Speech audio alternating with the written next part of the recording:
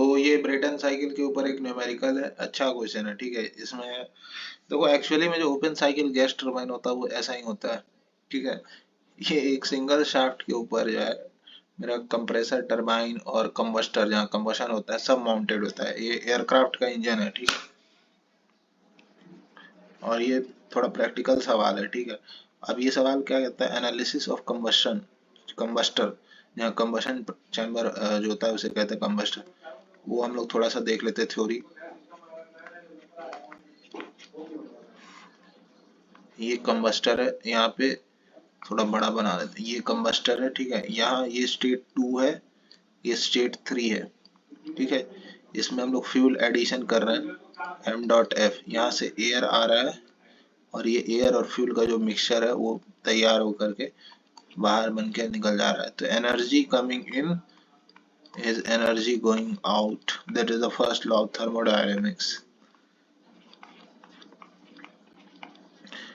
m dot a cp t2 that is enthalpy, ठीक है, m cp dt plus का m dot f into में 1 kg का fuel को जलाने में जो एनर्जी रिलीज होता है वो इतना है कैलोरीफिक वैल्यू।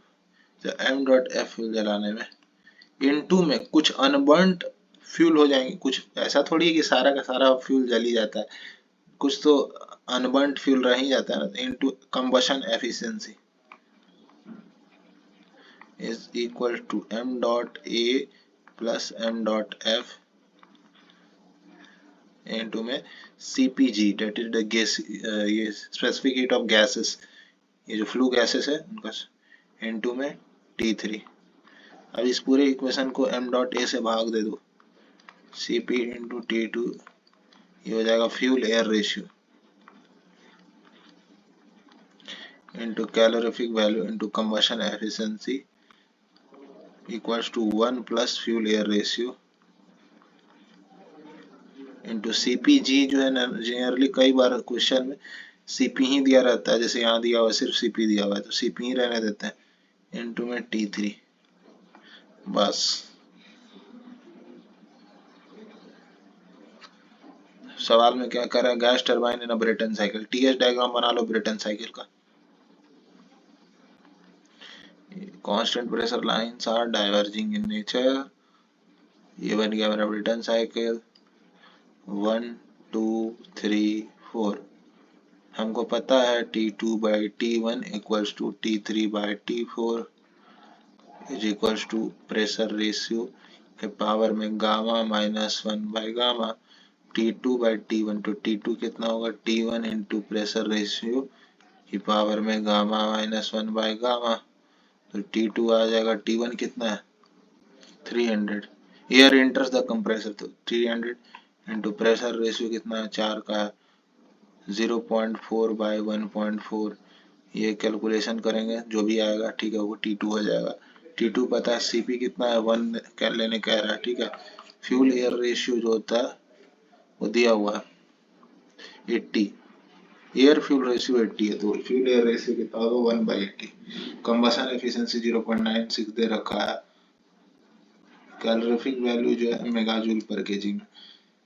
तो इसका क्या करना है, कैलोरीफिक वैल्यू जो है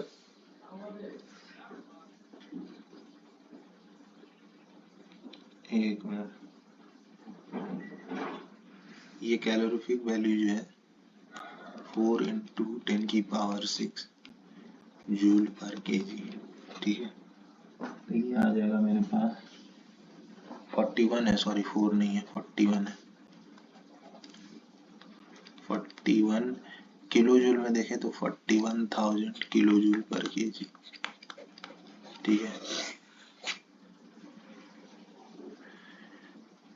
ओके, किलो जूल में क्यों रखे, क्योंकि CP भी तो किलो जूल में है। अगर इसको जूल में करोगे तो फिर इसको भी जूल में करना पड़ेगा।